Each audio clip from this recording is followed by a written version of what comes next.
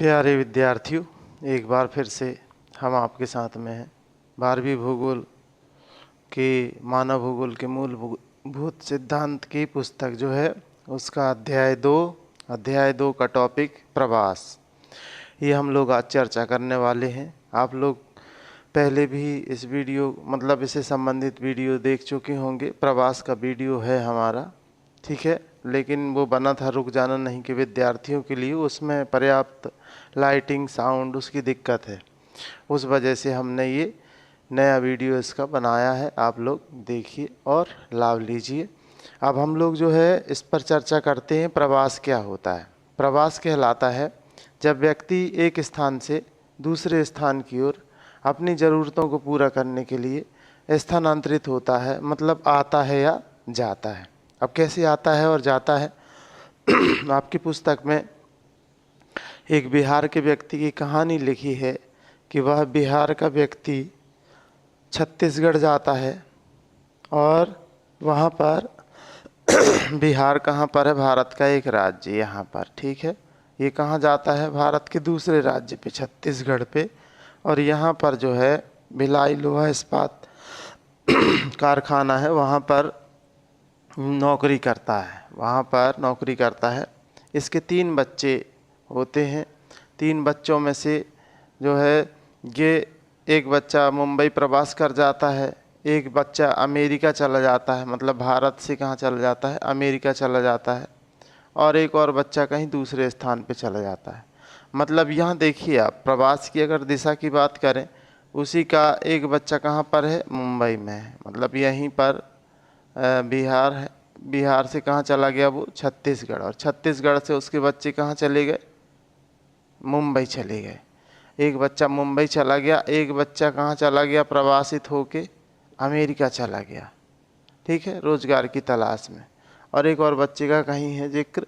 तो ये है कि एक ही व्यक्ति जो बिहार में जन्मा, बिहार में जन्मने के बाद वो व्यक्ति कहाँ चला गया? छत्तीसगढ़।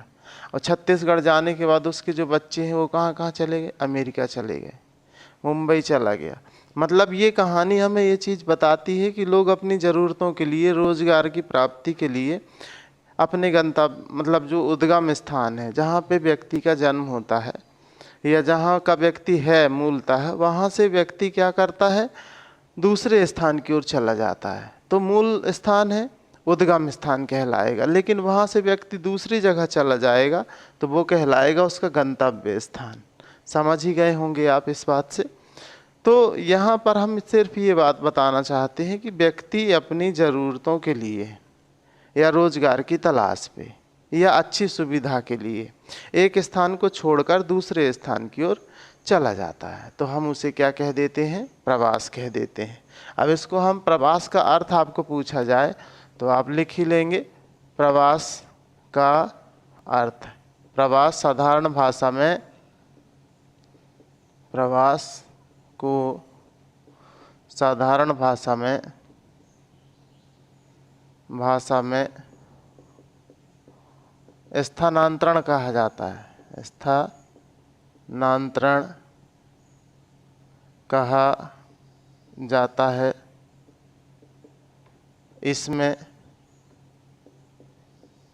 व्यक्ति, कोई व्यक्ति भी लिख सकते हैं, व्यक्ति एक स्थान से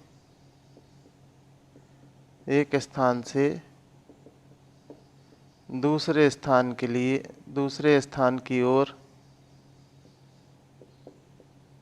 अपनी आवश्यकता की पूर्ति के लिए, अपनी आवश्यकता की पूर्ति के लिए क्या करता है? पलायन कर जाता है या जाता है, लिए जाता है। उसे हम प्रवास कहते हैं, या इसे हम प्रवास कहते हैं या कह सकते हैं। कहते हैं, लिख लीजिए, कहते हैं। मतलब अब दूसरी भाषा में देखें तो प्रवास कैसे कहेंगे? प्रवास व्यक्ति का एक स्थान से दूसरे स्थान की ओर आना जाना है। ठीक है। तीसरी डेफिनेशन या तीसरे तरीके से अर्थ लिखें तो अपन क्या लिखेंगे? किसी निश्चित समय पर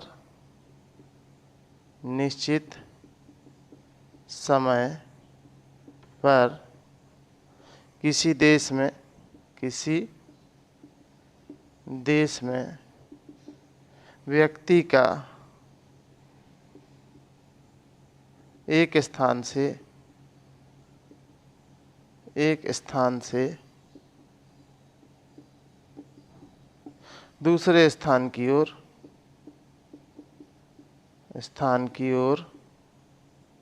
आना एवं जाना प्रवास कहलाता है।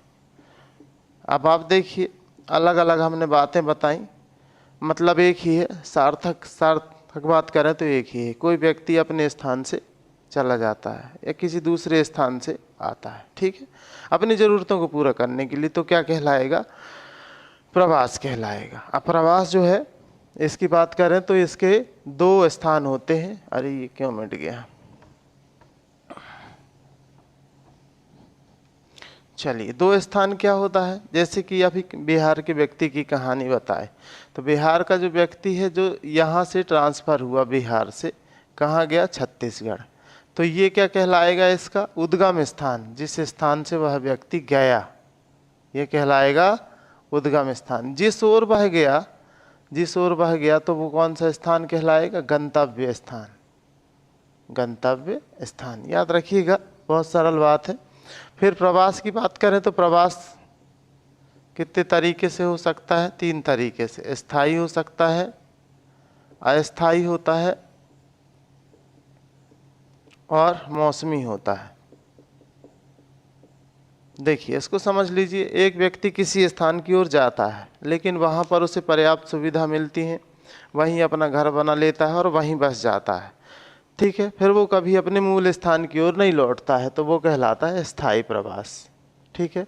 अस्थायी प्रवास का मतलब ये है कि जैसे कोई व्यक्ति सर्विस करने के लिए जाता है और कुछ समय बाद उस काम को पूरा करने के बाद, सर्विस पूरी होने के बाद, या जो भी काम से वो गया है उसको पूरा करने के बाद वो वहाँ से लौट कर आ जाता है, तो क्या कहलाएगा? अस्थायी प्रवास, है ना। फिर तीसरा जो है मौसमी प्रवास कहलाता है, जब व्यक्ति क्या करता है, किसी मौसम विशेष में, जैसे गाँव के लोग क्या करते हैं, जहाँ पे रोजगार के साधन नहीं होते हैं, तो वो लोग क्या करते हैं, जो ऐसे समय होते हैं जब खेती का काम नहीं होता है, तो वो अपने मूल स्थान से 1-2 महीने के लिए दूसरी जगह चले जाएंगे। दिल्ली चले जाएंगे, मुंबई चले जाएंगे, भोपाल चले जाएंगे, है ना। और वहाँ पर जाकर 1-2 महीने तक काम करेंगे और उसके बाद फिर लौट कर आ जाएंगे। तो ये कहलाता है मौसमी प्रवास, जो मौसम के अनुसार होता है। तो तीनों प्रवास आप लोग समझ गए होंगे। अब प्रवास को देखें तो प्रवास कहाँ से कहाँ की ओर होता है? तो प्रवास जो है 4 तरीके से हम समझ सकते हैं। गांव से गांव की ओर, ठीक है। फिर दूसरी तरफ देखें तो नगर से गांव की ओर, ठीक है। तीसरे तरफ से देखें गांव से नगर की ओर, ठीक है। और चौथी बात देखें तो गांव से गांव हो गया, नगर से गांव हो गया, गांव से नगर हो गया। हाँ ठीक है, यही है। गांव से गांव हो गया और नगर से नगर भी होता है। नगर से नगर मतलब एक व्यक्ति जब एक गांव से दूसरे गांव की ओर प्रवास कर जाता है, गांव से गांव, कोई व्यक्ति नगर से जो है गांव में आ जाता है। वैसे ये प्रवृत्ति कम पाई जाती है, लेकिन होता है ऐसा। फिर तीसरी बात करें गांव से नगर की ओर, जो व्यक्ति गांव को छोड़कर कहाँ चला जाएगा? नगर की ओर चला जाएगा। चौथा देखें नगर से नगर, एक नगर से व्यक्ति बड़े शहर की ओर चला जाए या किसी दूसरे शहर की ओर चला जाए, तो ये कहलाता है गांव से नगर की ओर प्रवास, ठीक है। अब अगर हम देखें एक व्यक्ति के लिए 2 तरीके के होते हैं प्रवास। आपको प्रवास के प्रकार पूछा जाए तो 2 ही लिखिएगा, हालांकि इसमें स्पष्ट शब्दावली के रूप में नहीं लिखा है कि क्या है प्रकार क्या है इसके, लेकिन आप इसी को लिखिएगा उत्प्रवास एवं आप्रवास। एक व्यक्ति के लिए ये दोनों चीज़ें होती हैं। जब कोई व्यक्ति अपने स्थान को छोड़कर जाता है तो क्या कहलाएगा, उत्प्रवास। कोई व्यक्ति अपने गांव को छोड़कर जाता है, जैसे कि ये व्यक्ति की बात की, बिहार से कहाँ गया, छत्तीसगढ़। तो बिहार से जो व्यक्ति कहाँ स्थानांतरित हो जाता है, बिहार से छत्तीसगढ़ जाता है, तो बिहार से जाता है, तो बिहार क्या हो गया, बिहार कहलाएगा उद्गम स्थान। और इसी जो है स्थान को कहा जाएगा, इस उद्गम स्थान को कहा जाएगा, क्योंकि ये स्थान से बाहर जा रहा है, बिहार से जा रहा है। तो बिहार से जा रहा है तो ये क्या कहलाएगा, वहाँ पर उत्प्रवास, उत्प्रवास। तो प्रवास के कितने प्रकार हैं, 2 प्रकार हैं, उत्प्रवास और आप्रवास। एक व्यक्ति के लिए देखिए दोनों लागू हो जाते हैं। उत्प्रवास मतलब अपने मूल स्थान को छोड़कर व्यक्ति दूसरे स्थान की ओर जाता है, ठीक है, नोट कर लेंगे। फिर उत्प्रवास के बाद आप्रवास की अगर बात की जाए तो आप्रवास कहलाता है कोई भी व्यक्ति जिस स्थान की ओर आता है, जैसे बिहार से कहाँ गया, ये छत्तीसगढ़ गया, तो छत्तीसगढ़ जब पहुँचा वो, तो वहाँ उसके लिए क्या हुआ, ये आप्रवास हुआ। बिहार की स्थिति में देखें तो वो उस स्थान को छोड़कर चला गया, तो उस स्थान को छोड़कर गया तो हो गया उत्प्रवास। जिस स्थान की ओर गया, छत्तीसगढ़ की ओर गया, भिलाई की ओर, तो छत्तीसगढ़ में जब पहुंचा वो, तो वो जो छत्तीसगढ़ में गया तो वो कहलाएगा उसके लिए आप्रवास। आप्रवास मतलब कहलाएगा जब व्यक्ति रोजगार की तलाश में किसी स्थान पर आता है, किसी स्थान से जाता है तो उत्प्रवास, किसी स्थान पर आता है तो आप्रवास। ठीक है, ये समझ ही गए होंगे आप लोग। अब ये है प्रवास को प्रभावित करने वाले कारक। प्रवास को प्रभावित करने वाले कारक,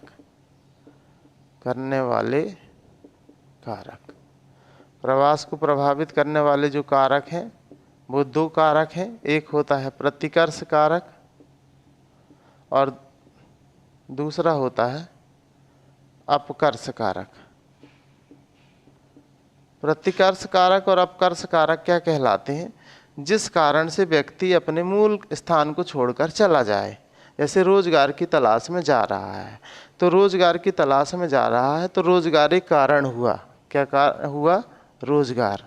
जो व्यक्ति अपने मूल स्थान को छोड़कर, जन्म स्थान को छोड़कर दूसरे स्थान को जाने के लिए तैयार है तो वो कहलाएगा प्रतिकर्ष कारक।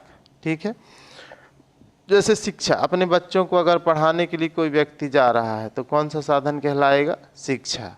अच्छे जीवन का आकर्षण, अच्छे जीवन का आकर्षण की शहर चलो खूब अच्छे से जीवन जिएंगे, तो अच्छे जीवन का आकर्षण।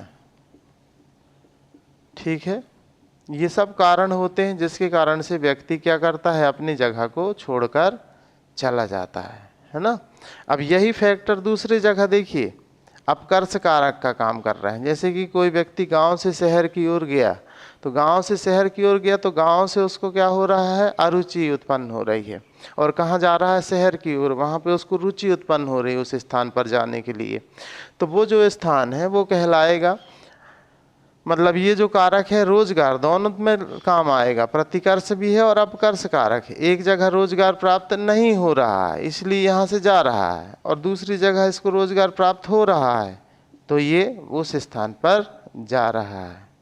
शिक्षा नहीं मिल रही है, शिक्षा का अभाव हो गया तो लोग अपने मूल स्थान को छोड़ रहा है, मतलब व्यक्ति छोड़ रहा है, और दूसरी जिस स्थान पर शिक्षा प्राप्त हुई उस स्थान पर वो जा रहा है।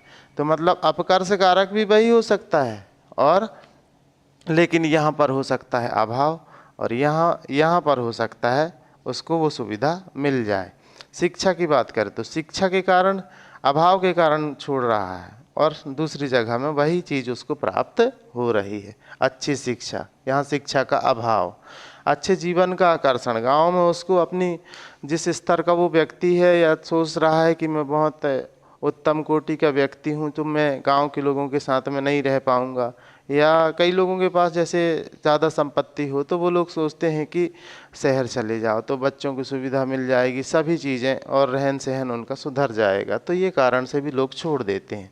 तो अच्छा जीवन नहीं मिल रहा है उसको गांव में, उसके साथ में जो है उसको लगता है कि पिछड़े हुए लोग हैं तो वो वहाँ से जा रहा है। कहाँ जा रहा है? शहर की ओर जा रहा है। किसके लिए जा रहा है? अच्छे जीवन के आकर्षण के लिए जा रहा है। और एक बहुत बड़ा प्रवास जो है होता है विवाह के कारण। विवाह के कारण, ये भी एक कारण है। विवाह के कारण जो लड़कियां होती हैं हमारे भारत में ज़्यादातर अपने स्थान से, मूल जन्म स्थान से दूसरे स्थान की ओर प्रवास कर जाती हैं। तो ये हमने सभी चीज़ें आपसे डिस्कस कर ली। प्रवास को प्रभावित करने वाले कारक, इसमें प्रतिकर्ष कारक और अपकर्ष कारक। प्रतिकर्ष मतलब समझ ही गए होंगे, जिस स्थिति के कारण से वह व्यक्ति अपने मूल स्थान को छोड़कर जा रहा है। और अपकर्ष कारक क्या कहलाएगा? जिस कारण से व्यक्ति उस स्थान की ओर आकर्षित हो रहा है। ठीक है, तो ये हो गया अपना पूरा प्रवास का टॉपिक डिस्कस। यहाँ पे अब कोई ऐसी चीज़ बची नहीं है जो बताने लायक हो। आप लोग इसको तैयार कर लीजिए। क्वेश्चन यहाँ से पूछे जाते हैं। पहला क्वेश्चन इसमें संभावित जो है वो पूछा जाता है प्रवास का अर्थ। 2 नंबर का क्वेश्चन, प्रवास का अर्थ। ठीक है, ये लिख लीजिएगा। और प्रवास के प्रकार, प्रवास के प्रकार, प्रवास के प्रकार में क्या लिखेंगे आप? उत्प्रवास और आप्रवास।